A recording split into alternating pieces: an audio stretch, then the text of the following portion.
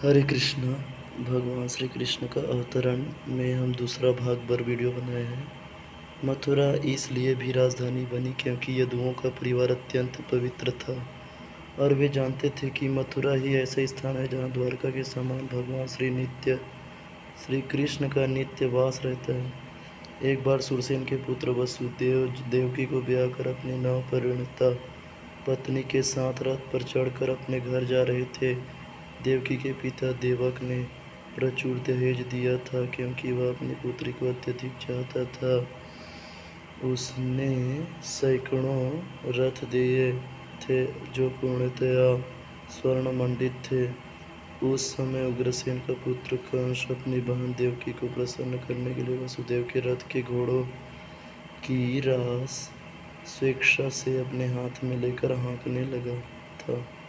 वैदिक सभ्यता की प्रथानुसार जब कन्या का ब्याह होता है तो उसका भाई अपनी बहन तथा अपने बहनोई को उनके घर ले जाता है। नवविवाहिता कन्या को अपने पिता के परिवार का विक्षोभ न खले इसलिए भाई उसके साथ तब तक जाता है जब तक वह अपने ससुराल न पहुंच जाए। देवक ने पूरा दहेज दिया था। वह इस प्रकार था: स्वर्ण हारों से मंडित 400 हाथी, 15,000 सुसज्जित घोड़े तथा 1800 रथ। उसने अपनी पुत्री के साथ जाने के लिए 200 सुंदर बालिकाएं भी भेजने की व्यवस्था की थी।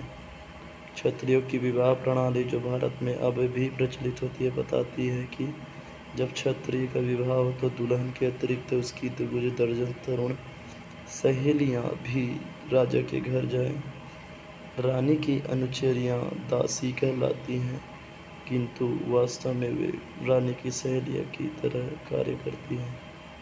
यह प्रथा अनादिकाल से प्रचलित है और कम से कम 5000 वर्ष पूर्व भगवान श्री कृष्ण के अवतार के भी पहले से खोजी जा सकती है। इस प्रकार वसुदेव अपनी पत्नी देवकी के साथ 200 सुंदर कन्याएं भी लेते हैं। जब दूल्हा तथा दुल्हन रथ में जा रहे थे तो इस शुभ मुहूर्त की जानकारी देने के लिए अनेक प्रकार के बाजे बज रहे थे। शंख, बिगुल, ढोल तथा मृदंग एक साथ मिलकर मधुर संगीत समूह वादन की ध्वनि उत्पन्न कर रहे थे। बारात अत्यंत मनोहर ढंग से आगे बढ़ा जा रहा था और कंस रथ को हाँक रहा था।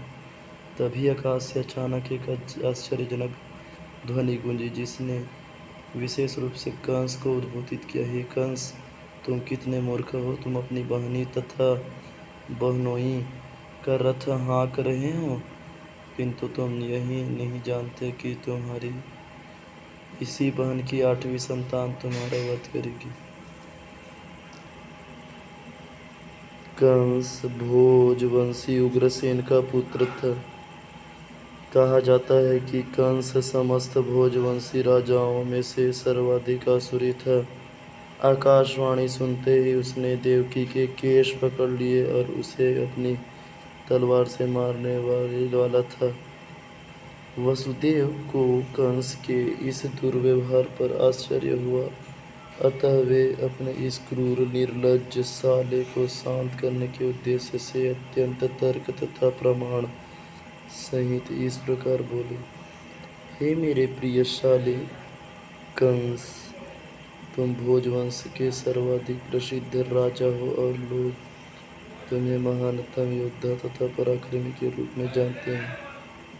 आखिर तुम इतने क्रुद्ध क्यों हो गए कि अपनी बहन को उसके विवाह के शुभ अवसर पर ही मारने के लिए उद्यत हो गए हो? तुम मृत्यु से इतने भयभीत क्यों हो? मृत्यु तुम्हारे जन्म के साथ ही उत्पन्न हो चुकी है। जिस दिन तुमने जन्म लिया उसी दिन से तुम्हारी मृत्यु प्रारंभ हो गई है। मान लो कि तुम 25 वर्ष के हो, इसका अर्थ यह हुआ कि तुम पहले ही 25 वर्ष मर चुके हो।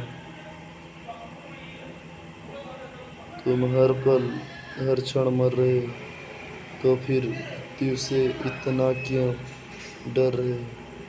अंततः मृत्यु अवश्य संभावी है।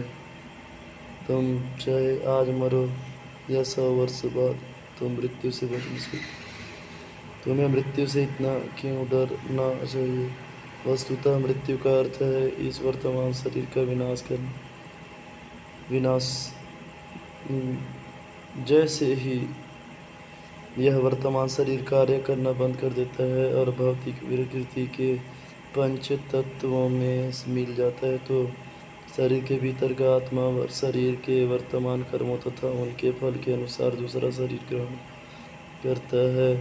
यह मनुष्य के सड़क पर चलने के समान है। मनुष्य अपना पाँव आगे बढ़ाता है और ज्यों ही उसे विश्वास हो जाता है कि उसका पाँव ठोस भूमि पर पड़ा है, तो वह दूसरा पाँव उठाता है। इसी प्रकार यह शरीर भी एक के बाद एक दूसरा शरीर बदलता है और आत्मा देहांतर करता रहता है। देखो ना,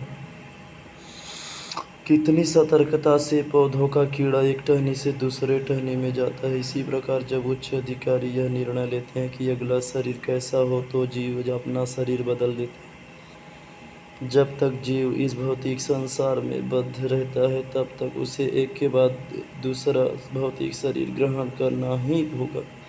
उसे अगला शरीर इस जीवन के कर्मों तथा उनके फलों के अनुसार प्रकृति के नियमों द्वारा प्रदत्त होता है। यह शरीर स्वप्नों में देखे जाने वाले शरीरों में से किसी एक के समान है।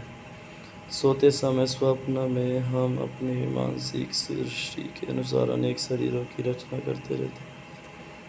हम स्वर्ण देख चुके हैं और पर्वत भी, तथा स्वप्न में हम इन दोनों विचारों को मिलाकर स्वर्णिम पर्वत देख सकते हैं। कभी कभी सपने में हम अपने शरीर को उड़ता हुआ देखते हैं और उस समय हम अपने वर्तमान शरीर को बिल्कुल भूल जाते हैं। इसी प्रकार ये शरीर बदलते रहते हैं। जब तुम्हें कोई शरीर मिलता है, तो तुम उस विगत शरीर को भूल जाते हो। स्वप्न में हम न तो जाने कितने नए प्रकार के शरीरों के साथ संपर्क कर सकते हैं, किंतु जगने पर हम उन सब को भूल जाते हैं। ये भौतिक शरीर वास्तव में हमारी मानसिक क्रियाशीलता की रचनाएं हैं, किंतु इस समय हम अपने विगत शरीरों का स्मरण नहीं कर पाते। मन बड़ा ही चंचल है। कभी यह कुछ स्वीकार करता है और तुरंत उसी वस्तु को अस्वीकार कर देगा। इंद्रिय तृप्ति के 5 विषय रूप, रस, गंध, शब्द तथा स्पर्श के संपर्क से ही मन स्वीकार और अस्वीकार करता रहता है। चिंतनशील विधि द्वारा मन इंद्रिय तृप्ति के विषयों के संपर्क में आता है और जीव इच्छा अनुसार विशेष प्रकार का शरीर प्राप्त करता है। अतः शरीर भौतिक प्रकृति के नियमों द्वारा प्रदत्त एक उपहार है। जीव शरीर ग्रहण करके अपने शरीर की रचना के अनुसार इस जगत में सुख भोगने या सुख सहने के लिए फिर से आते हैं। किसी विशेष शरीर के बिना हम विगत जीवन से प्राप्त मानसिक दशा के अनुसार सुख या दुख का अनुभव नहीं कर सकते। हमें विशेष प्रकार का जो शरीर मिलता है, वह के समय हमारी मानसिक दशा के अनुसार ही मिलता है। सूर्य, चंद्रमा या नक्षत्र जैसे प्रकाशमान लोगों का प्रतिबिंब जल, तेल या घी जैसे विभिन्न प्रकार की कुंड के में पड़ता है। यह प्रतिबिंब पात्र की गति के अनुसार हिलता डुलता है। चंद्रमा का प्रतिबिंब जल पर पड़ता है और जल के हिलने से चंद्रमा भी हिलता प्रतीत, लेकिन वास्तव में चंद्रमा हिलता नहीं। इसी प्रकार मानसिक कल्पना मनोधर्म से जीव विभिन्न प्रकार के शरीर के ग्रहण करते हैं। यद्यपि उनका इन शरीरों से कोई संबंध नहीं होता, किंतु माया के प्रभाव से मोहित होने के कारण जीव यह सोचता है कि उसका संबंध एक विशेष प्रकार के शरीर से है। बद्ध जीवों की यही जीवन शैली है। मान लो कि कोई जीव इस समय मनुष्य शरीर को प्राप्त होता है। वह सोचता है कि वह किसी मानव समुदाय या किसी विशेष देश या विशिष्ट स्थान से संबंधित है। वह अपनी पहचान उसी रूप में करता है और व्यर्थ ही दूसरे शरीर में की तैयारी में जुट जाता है, जिसकी उसे आवश्यकता नहीं थी। ऐसी इच्छाएं तथा मानसिक कल्पनाएं विभिन्न प्रकार के शरीर के कारण है। भौतिक प्रकृति का आच्छादक प्रभाव इतना प्रबल होता है कि जीव को ऐसा भी शरीर मिलता है, वह उसी में प्रसन्न रहता है और अत्यंत प्रसन्नतापूर्वक उस शरीर से अपनी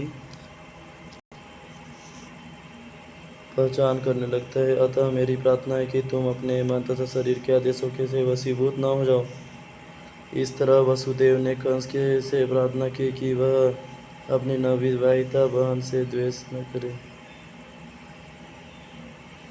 किसी को दूसरे से द्वेष नहीं करना चाहिए, क्योंकि द्वेष ही इस लोक तथा परलोक में, जब यह यमराज मृत्यु के पश्चात दंड देने वाला था,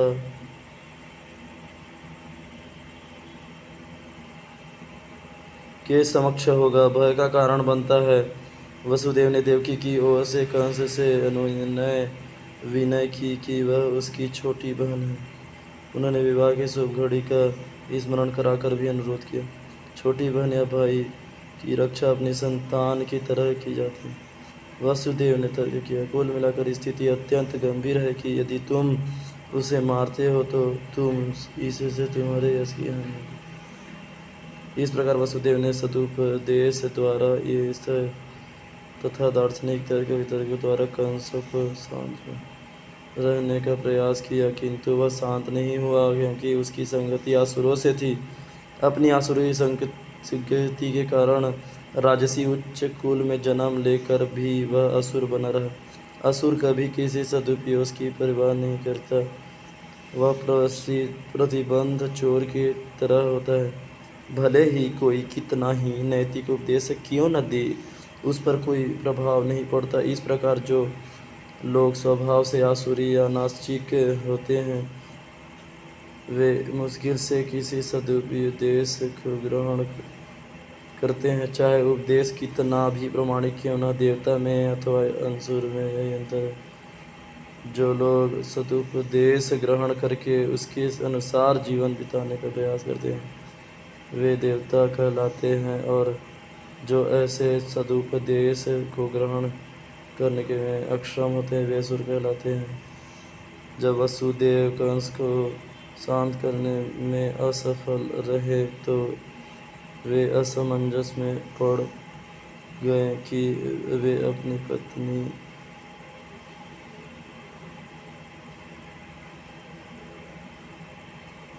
देवकी की किस तरह रक्षा करें। संकट आसन्न होने पर बुद्धिमान व्यक्ति को चाहिए कि यथासंभव इस संकटमय स्थिति से बचने का प्रयास करे, किंतु यदि सारी बुद्धि लगाने पर भी वह विकट स्थिति को टालने में असफल रहे, तो यह उसका दोष नहीं है। कि मनुष्य को चाहिए कि जहाँ तक हो सके अपना कर्तव्य निभाए, किंतु यदि उसका प्रयास विफल रहे तो इसमें उसका दोष नहीं। वसुदेव अपनी पत्नी के विषय में इस तरह सोचते हैं कहने लगे, इस समय तो मैं देवकी के प्राणों की रक्षा करूँगा, तत्पश्चात यदि हमारे संतान है तो उन्हें बचाने का उपाय सोचूंगा। उन्होंने आगे सोचा, यदि भविष्य में मेरे कोई संतान होती है, कंस को मार सके, जैसे श्री कृष्ण हरे कृष्ण कृष्ण कृष्ण दोनों ही बच जाएंगे, क्योंकि विधि का विधान अचिंत्य है। किंतु इस समय तो किसी तरह मुझे देवकी के प्राणों की रक्षा करनी है। इसका कोई निश्चितता नहीं है कि जीव किस तरह किसी विशेष प्रकार के शरीर से संपर्क करता है। ठीक वैसे ही जैसे कि दहकती अग्नि का कोई निश्चितता नहीं कि जंगल में वह किस प्रकार एक विशेष प्रकार के काष्ठ के संपर्क में आती है। जब जंगल में अग्नि लगती है तो यह देखा जाता है कि दहनकती अग्नि वायु के प्रभाव से एक वृक्ष को फलांग कर दूसरे को चपेट में लेती। इसी तरह जीव अपने कर्तव्यों का पालन करने में चाहे वो कितना भी सतर्क क्यों न रहे, तो भी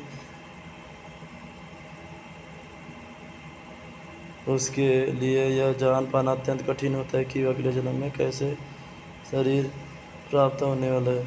महाराज भरत आत्मसाक्षात्कार संबंधी अपना कर्तव्य अत्यंत श्रद्धापूर्वक निभा रहे थे, किंतु संयोगवश उन्हें एक मृग के प्रति अचिर स्थायी अनुराग उत्पन्न हो गया, जिससे उन्हें अगले जन्म पर मृग का शरीर धारण करना पड़ा। अपने पत्नी की रक्षा का उपाय सोचकर वासुदेव अत्यंत पापी कंस से ससम्मान बोले। यद्यपि कंस सर्वाधिक पापी था, कभी कभी ऐसा होता है कि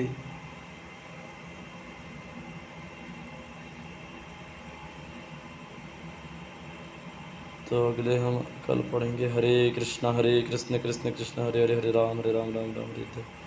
बहुत बहुत धन्यवाद। जगत गुरु श्रील प्रभुपाद की जय।